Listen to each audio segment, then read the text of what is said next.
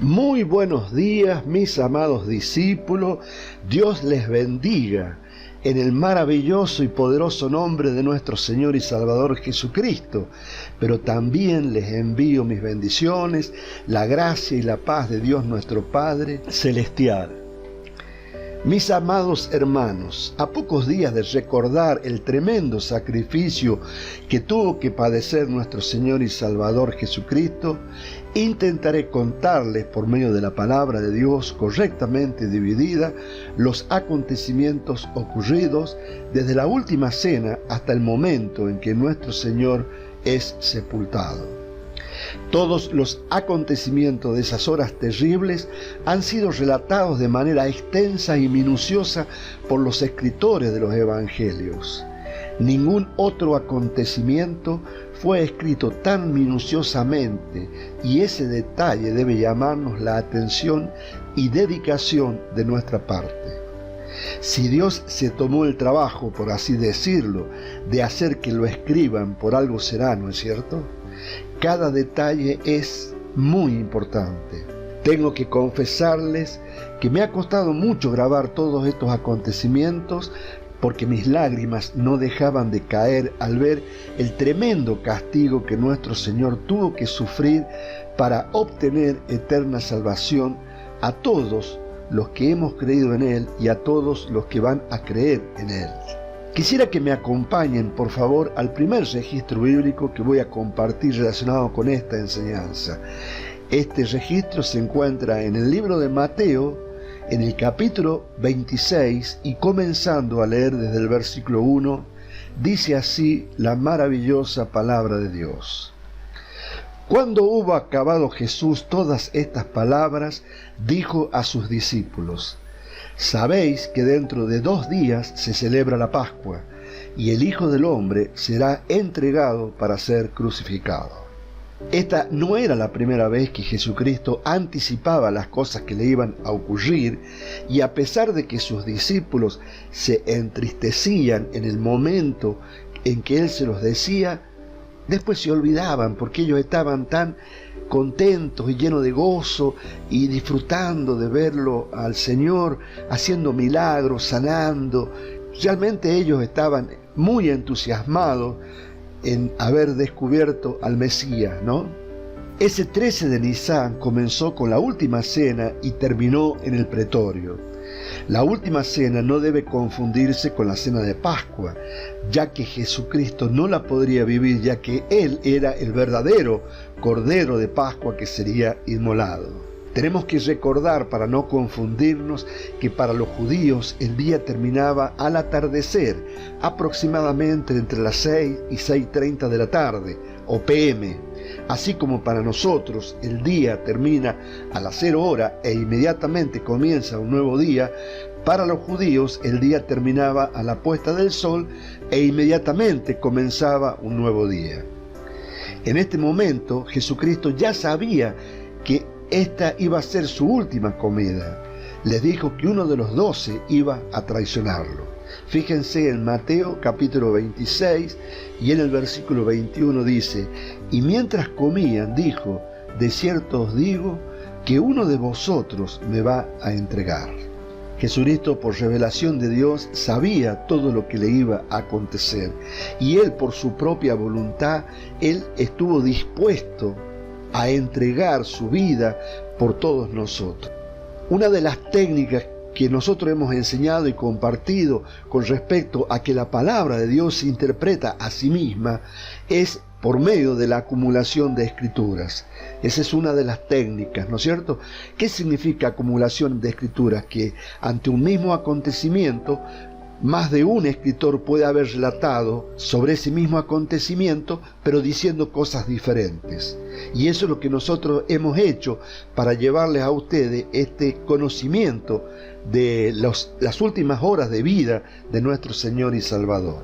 Fíjense en el Evangelio de Juan, en el capítulo 13, y comenzando a leer desde el versículo 25, dice así la palabra de Dios.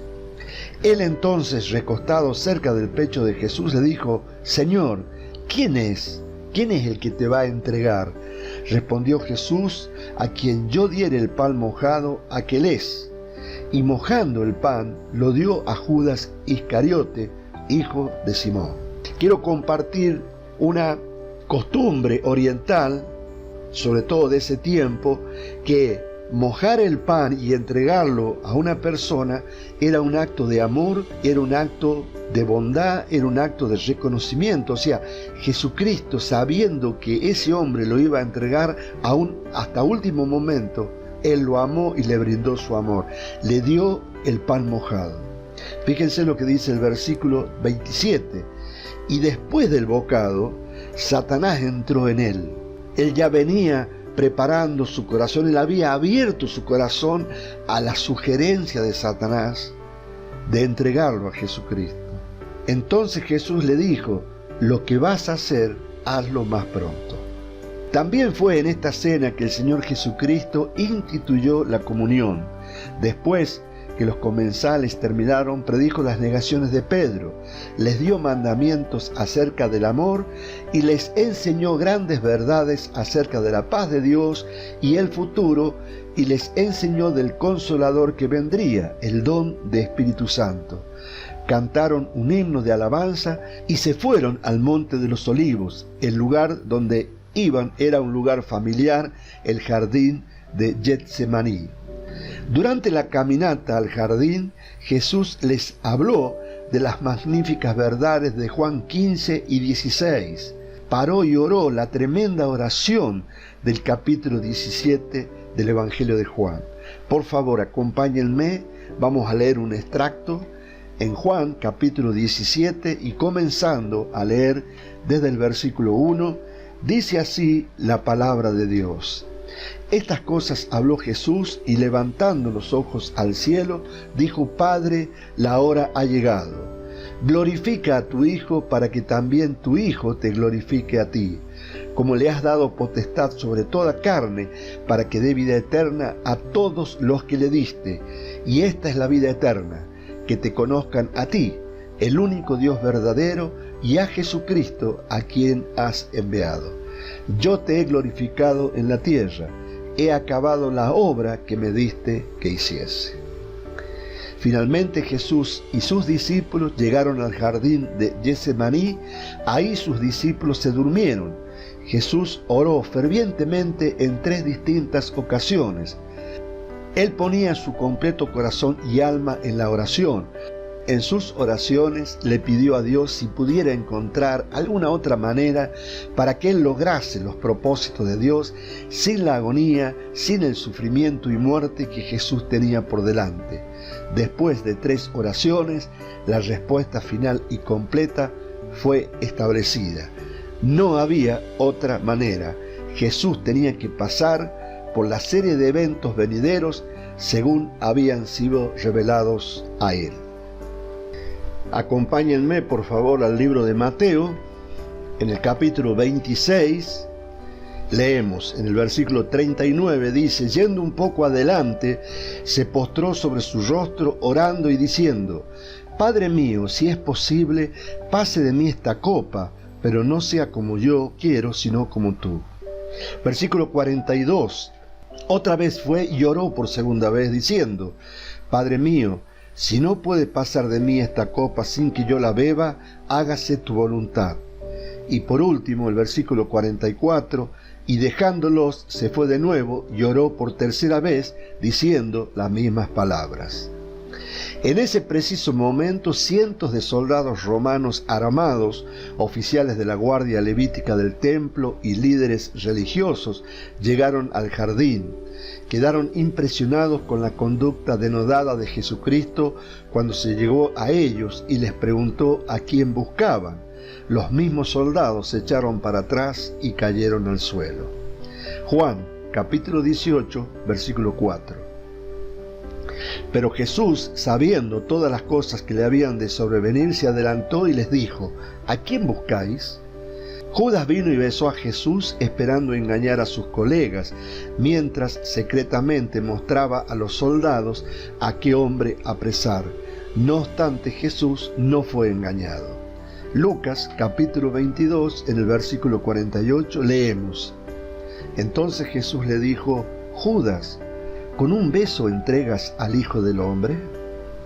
En la confusión y tensión del momento, Pedro sacó su daga y cortó la oreja de Malco, un sirviente del sumo sacerdote.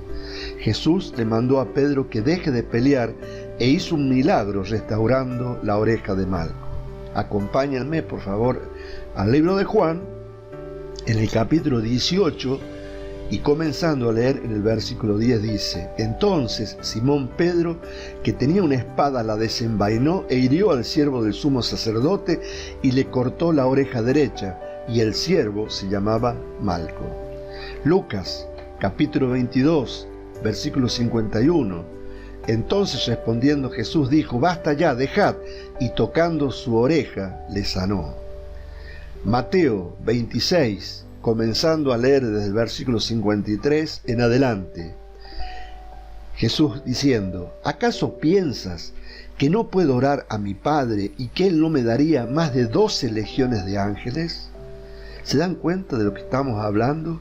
Estamos hablando de más de 72.000 ángeles que Él tranquilamente podría pedirle a Dios para que los salvase. Sin embargo, Él no lo hizo. Versículo 54. Pero ¿cómo entonces se cumplirían las escrituras de que es necesario que así se haga?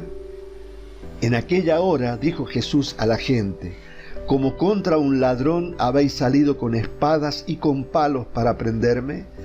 Cada día me sentaba con vosotros enseñando en el templo y no me prendisteis. Mas esto sucede para que se cumplan las escrituras de los profetas. Entonces todos los discípulos, dejándole, huyeron. Jesús fue llevado entonces al palacio del sumo sacerdote, donde primero apareció a Anás. Mientras tanto, Pedro logró, con la ayuda de un discípulo influyente, entrar en la parte central del palacio. Este discípulo usó su influencia para convencer a la mujer que guardaba la puerta que dejara entrar a Pedro. Ella de repente le preguntó a Pedro si él era uno de los discípulos de Jesús, y él dijo que no. Juan capítulo 18, versículo 13. Y le llevaron primeramente a Anás, porque era suegro de Caifás, que era sumo sacerdote aquel año. Juan capítulo 18, versículos 16 y 17. Mas Pedro estaba fuera, a la puerta. Salió pues el discípulo que era conocido del sumo sacerdote y habló a la portera e hizo entrar a Pedro. Entonces la criada portera dijo a Pedro: ¿No eres tú también de los discípulos de este hombre? Dijo él: No lo soy. Cuando Jesús estuvo frente a Anás, el sumo sacerdote comenzó a interrogarlo, y Jesús contestó con emoción totalmente controlada y denuedo. En un momento, un oficial lo golpeó, la primera de muchas veces que iba a ser golpeado antes de ser crucificado. Acompáñenme, por favor, al libro de Juan, en el capítulo 18, y comenzando a leer desde el versículo 19 en adelante. Y el sumo sacerdote preguntó a Jesús acerca de sus discípulos y de su doctrina. Jesús les respondió: Yo públicamente he hablado al mundo, siempre he enseñado en la sinagoga y en el templo donde se reúnen todos los judíos, y nada he hablado en oculto. ¿Por qué me preguntas a mí? Pregunta a los que han oído, que les haya yo hablado. He aquí, ellos saben lo que yo he dicho. Cuando Jesús hubo dicho esto, uno de los alguaciles que estaba allí le dio una bofetada diciendo: ¿Así respondes al sumo sacerdote? Jesús les respondió: Si he hablado mal, testifica en qué está mal, y si bien, ¿por qué me golpeas? Juan capítulo 18, versículo 24. Anás entonces le envió atado a Caifás, el sumo sacerdote. En este momento ocurren dos eventos notables simultáneamente. Mientras Jesús estaba dentro del palacio frente a Caifás, Pedro estaba en el patio enfrentando una serie de acusaciones. Cuando Jesús fue llevado frente a Caifás, él no solo enfrentó a Caifás, sino a los sacerdotes del Sanedrín que estaban allí reunidos. Este juicio estaba lleno de ilegalidades. Comenzó tarde a la noche, un momento ilegal para tal reunión. Los sacerdotes y el Sanedrín buscaron y usaron falsos testigos en un intento de acusar a Jesús. Finalmente, el mismo sumo sacerdote interrogó a Jesús. Acompáñenme, por favor, al libro de Mateo, en el capítulo 26, y comenzando a leer desde el versículo 62, leemos: Y levantándose el sumo sacerdote le dijo: ¿No respondes nada? ¿Que testifican estos contra ti? Mas Jesús callaba. Entonces el sumo sacerdote le dijo: Te conjuro por el Dios viviente que nos digas si eres tú el Cristo, el Hijo de Dios. Jesús le dijo: Tú lo has dicho, y además os digo que desde ahora veréis al Hijo del Hombre sentado a la diestra del poder de Dios y viniendo en las nubes del cielo. Esta declaración era la excusa que necesitaban para condenarle. Jesús no podía mentir, él declaró la verdad. Cuando todos en el Sanedrín escucharon esta declaración, se llenaron de odio e ira. Caifás rasgó sus vestiduras en ira y acusó a Jesús de blasfemia. El Sanedrín siguió a Caifás y juzgó a Jesús culpable de la pena de muerte. Habiendo hecho esto el sumo sacerdote, los otros sacerdotes, los escribas y los ancianos comenzaron a torturar a Jesús, escupieron en su cara, cubrieron su cabeza con una túnica para que no pudiera ver y le pegaron repetidamente en la cara y el cuerpo con sus puños y varas como látigos y lo azotaron. Mientras le golpeaban en la cabeza, se burlaban diciéndole que profetizara quién le pegaba. Se mofaban pidiéndole que reconociera a sus atacantes que no podía ver. Mientras tanto, Pedro aún estaba en el patio cansado, intranquilo, con frío. Él tenía cada vez más miedo de la gente alrededor de él. Después de jurar y maldecir que él no conocía a Jesús, escuchó cantar el gallo y su rostro se encontró ojo con ojo con el rostro golpeado de su maestro, de una manera que jamás habrá palabras para poder describirlo. Recordando que su maestro le había dicho que esto exactamente iba a pasar, y habiendo visto a su Señor tan inhumanamente maltratado, se escapó a la calle en lágrimas. Cerca del alba, los sacerdotes y el Sanedrín se volvieron a reunir para juzgar a Jesús de acuerdo a su estándar legal de 2 apariciones del acusado por penas capitales. Parecía oficial, pero esta segunda parte del juicio también era una farsa. Hicieron las mismas preguntas y acusaciones que habían hecho unas horas antes, y Jesucristo, sin inmutarse, dio las mismas respuestas. El veredicto final: este hombre debe morir. Así fue dirigido al gobernador romano de Judea, Poncio Pilatos. Frente a Pilato, los líderes religiosos presentaron una versión distorsionada de sus acusaciones a fin de convencer al gobernador Pilato. Él interrogó a Jesús y no halló falta en él y quiso liberarlo, pero los líderes religiosos insistieron. Pilato se alivió cuando escuchó que era Galileo, así tenía la excusa de enviarlo a Herodes, el tetrarca de Galilea. Jesús fue llevado a Herodes y los líderes religiosos lo siguieron. Justamente ese día, él, Herodes, estaba en Jerusalén. Al ver al renombrado Jesús burlándose, le dijo que le hiciera un milagro. Los líderes religiosos vociferaban sus acusaciones. Como Jesús no respondía, Herodes y sus soldados lo trataron con desprecio. Lo vistieron como si fuera un rey y lo regresaron a Pilato. Con este involucrarse con Jesús, Herodes y Pilato se hicieron amigos por primera vez. Mientras tanto, Judas estaba aturdido y confuso por esta cadena de eventos. Regresó al templo con las 30 piezas de plata, el dinero de la traición, para devolvérsela a los sacerdotes y ancianos. Ellos las rechazaron porque era dinero de sangre.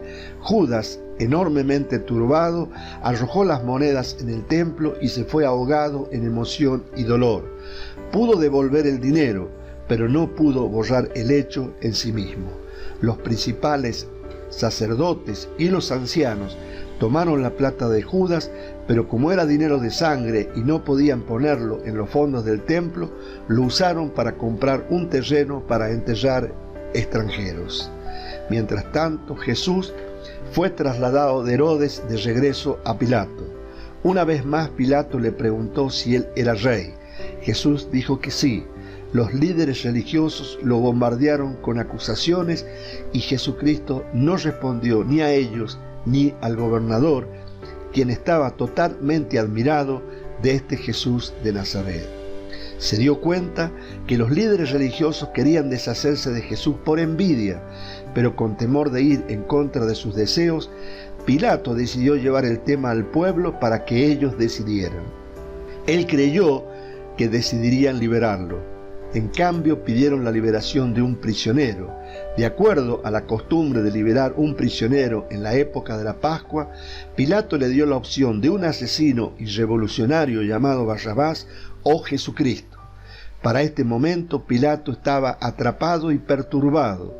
Su propia mujer le advirtió que lo dejara ir a Jesús, pero la gente, influenciada por los líderes religiosos, pedían la liberación de Barrabás. Pilato ofreció azotar a Jesús y dejarlo ir, pero la masa insistía en la liberación de Barrabás, no en la de Jesús. Sorprendido, Pilato regresó y ordenó azotarlo a Jesús. Lo hicieron con una especie de látigo con trozos de hueso en su punta, cuyo efecto está descrito en el libro de Salmos. Por favor, acompáñenme al libro de Salmos. Salmo 129, versículos 2 y 3. Mucho me han angustiado desde mi juventud, mas no prevalecieron contra mí.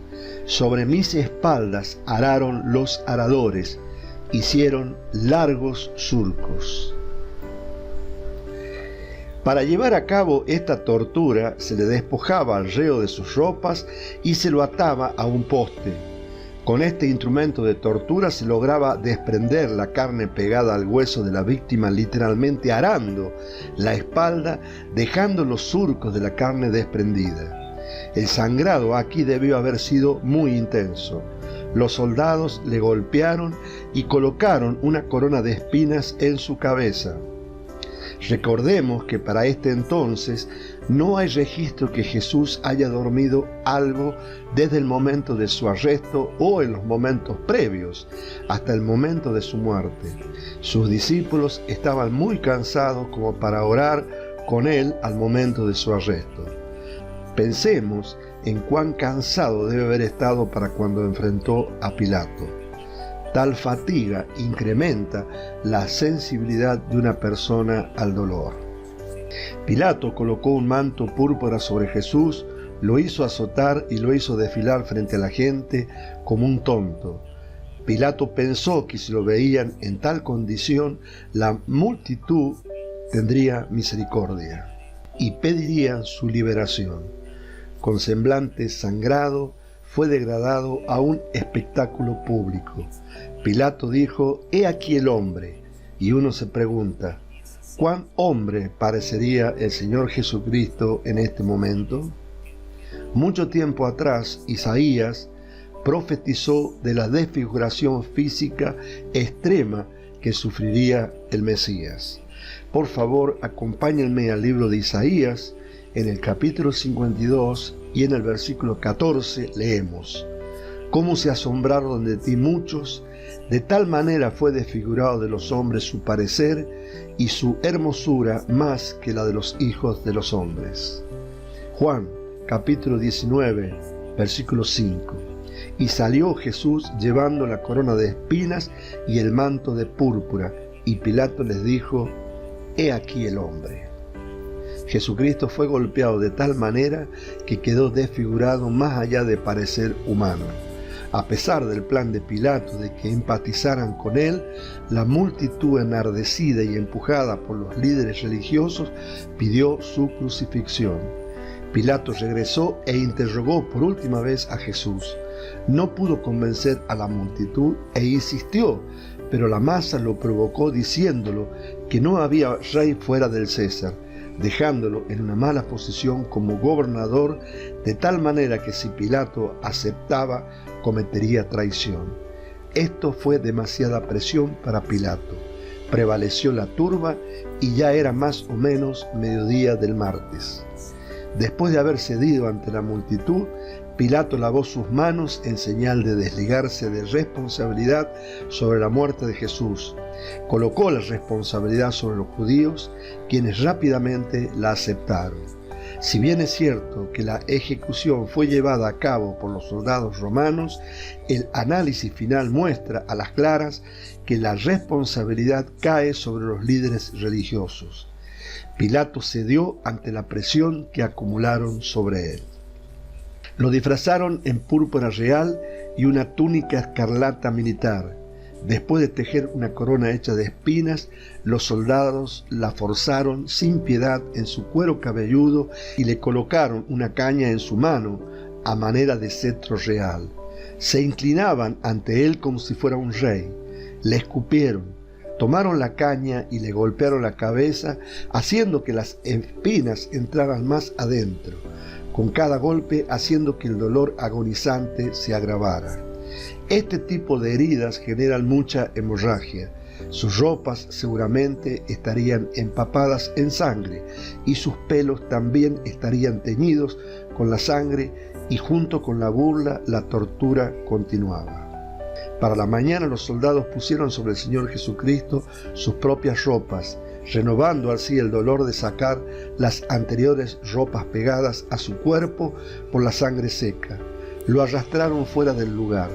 Difícilmente podría sostenerse en pie y escogieron a un hombre que pasaba por ahí de nombre Simón de Cirene. Los soldados lo obligaron a cargar la cruz que Jesús no pudo haber llevado a causa de su condición física. Estaría tan débil e inhumanamente golpeado que apenas podría pararse por sí mismo, mucho menos llevar una cruz. Yendo por las calles de Jerusalén, la multitud pudo ver un hombre apaleado, habiendo él llevado el pecado de muchos y orado por los transgresores, un hombre que había sido salvajemente azotado con látigos y varas, golpeado con puños, enfrentando la tortura física, que fue acusado e ilegalmente interrogado sin fundamentos, de modo implacable, frente a una multitud que vociferaba por su muerte frente a cientos de soldados torturadores. Este hombre fue nuestro Salvador, nuestro Cordero Pascual, el sacrificio máximo. Este hombre que lo único que hizo fue amar a Dios y a las personas, que sanó a muchos y declaró la verdad de Dios a la gente. Este hombre que pudo haber sido liberado por más de 72.000 ángeles, pero en cambio prefirió llevar el dolor y la humillación. Este hombre hizo esto porque nos amó. Este era el unigénito de Dios. Según era llevado por los soldados al Gólgota, se las arregló para girar su cabeza a algunas mujeres en la multitud. En lugar de buscar piedad, declaró la verdad de lo que iba a pasar. La habilidad de Jesucristo de llevar su mente a la palabra de Dios bajo cualquier situación es impresionante. Cuando estaban cerca, se le dio una mezcla de vino y mirra que rehusó beber, ya que normalmente eran ofrecidos como calmantes a las víctimas, pero Jesús eligió el dolor y la agonía por nosotros. Una vez en el Gólgota se le ofreció una bebida por segunda vez. Esta vez era un vino barato mezclado con hiel, también calmante, pero de nuevo rehusó beber. Al crucificarlo fuera de la ciudad, se cumplió la ley que decía que el Cordero Pascual debía ser sacrificado fuera de la ciudad. Entonces los soldados clavaron a Jesús sobre la cruz con los dos malhechores a sus lados. Era cerca de las 9 de la mañana. Los soldados que guardaban la cruz de Jesús tomaron sus ropas, las partieron en 4 pedazos, uno para cada uno de ellos, luego apostaron por su túnica. Una vez más la multitud comenzó la burla, empujado por los líderes religiosos.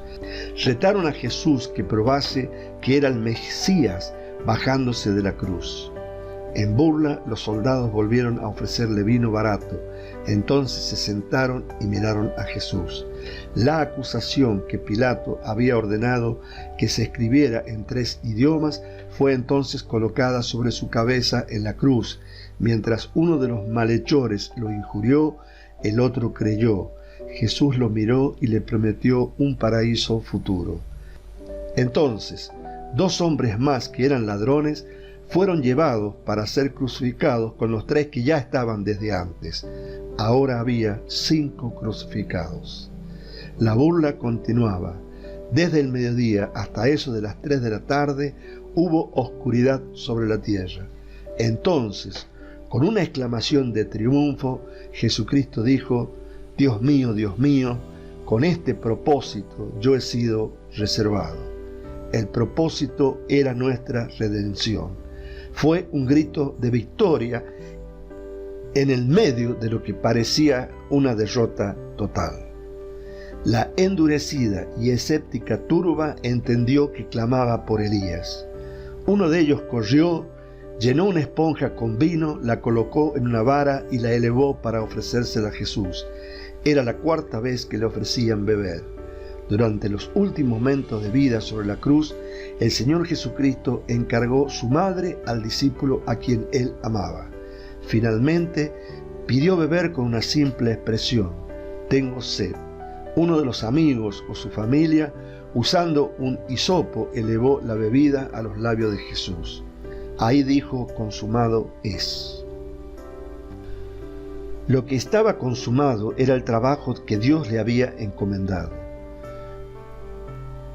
Entonces Jesús proclama: Padre, en tus manos encomiendo mi espíritu. Inclinó su cabeza y murió. Después de transcurrida unas 40 horas de incesante tortura mental y física, el Hijo de Dios estaba muerto.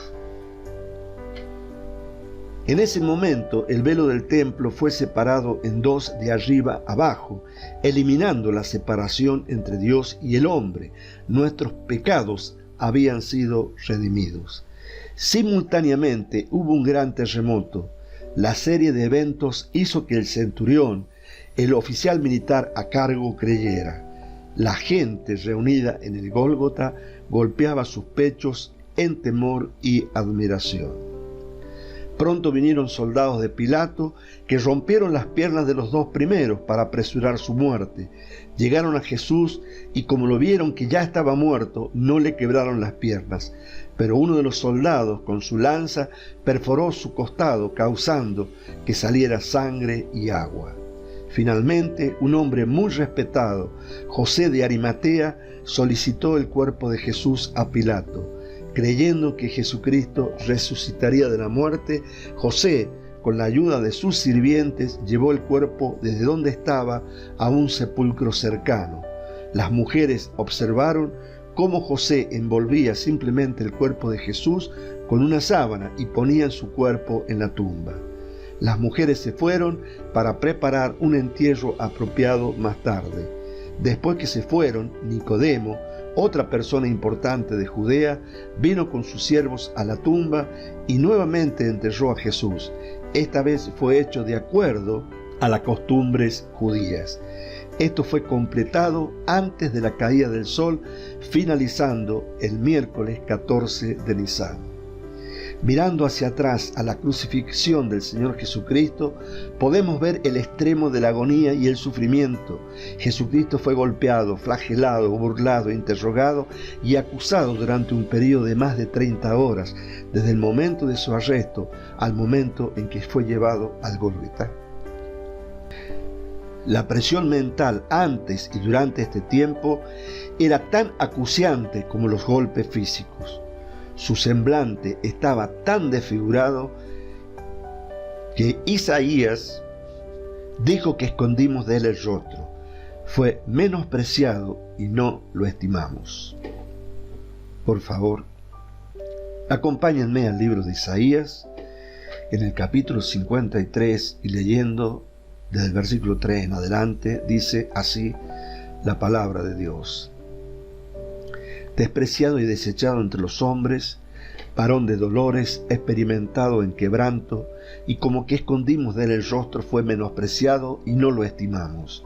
Ciertamente llevó él nuestras enfermedades y sufrió nuestros dolores, y nosotros le tuvimos por azotado, por herido de Dios y abatido. Mas él herido fue por nuestras rebeliones, molido por nuestros pecados. El castigo de nuestra paz fue sobre él, y por sus llagas fuimos nosotros curados. Versículo 6. Todos nosotros nos descarriamos como ovejas, cada cual se apartó por su camino, mas Jehová cargó en él el pecado de todos nosotros. Angustiado él y afligido, no abrió su boca. Como cordero fue llevado al matadero, y como oveja delante de sus trasquiladores, enmudeció y no abrió su boca. Por cárcel y por juicio fue quitado, y su generación, ¿quién la contará? Porque fue cortado de la tierra de los vivientes, y por la rebelión de mi pueblo fue herido.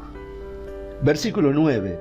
Y se dispuso con los impíos su sepultura, mas con los ricos fue en su muerte, aunque nunca hizo maldad, ni hubo engaño en su boca. Con todo eso Jehová quiso quebrantarlo, sujetándole a padecimiento. Cuando haya puesto su vida en expiación por el pecado, verá linaje, vivirá por largos días, y la voluntad de Jehová será en su mano prosperada. Verá el fruto de la aflicción de su alma y quedará satisfecho. Por su conocimiento justificará mi siervo justo a muchos y llevará las iniquidades de ellos. Por tanto, yo le daré parte con los grandes, y con los fuertes repartirá despojos. Por cuanto derramó su vida hasta la muerte y fue contado con los pecadores. Jesucristo estuvo colgado sobre la cruz por aproximadamente 6 horas antes de su muerte, lo cual era una terrible tortura. Al sufrir esta terrible muerte, Jesucristo fue contado entre los transgresores. Aún así, el que no conoció pecado se hizo pecado, y Dios nos hizo su justicia en él, gracias a quien tenemos el don más precioso, que es la vida eterna. Jesucristo era un hombre despreciado y desechado entre los hombres, varón de dolores, experimentado en quebranto. Él es nuestro hermano y completo Salvador, que sufrió y murió por nosotros. Él nos amó tanto que sus heridas conquistaron nuestras transgresiones y nuestros pecados externos. Sus contusiones superaron en victoria a nuestros pecados internos. Su aflicción mental ganó nuestra paz mental. Sus heridas conquistaron nuestra enfermedad física. Él es un completo Salvador. Él es nuestro Señor, nuestro Salvador. Él es Jesús, el Cristo. Dios les bendiga. Nos vemos el domingo. Chao, chao.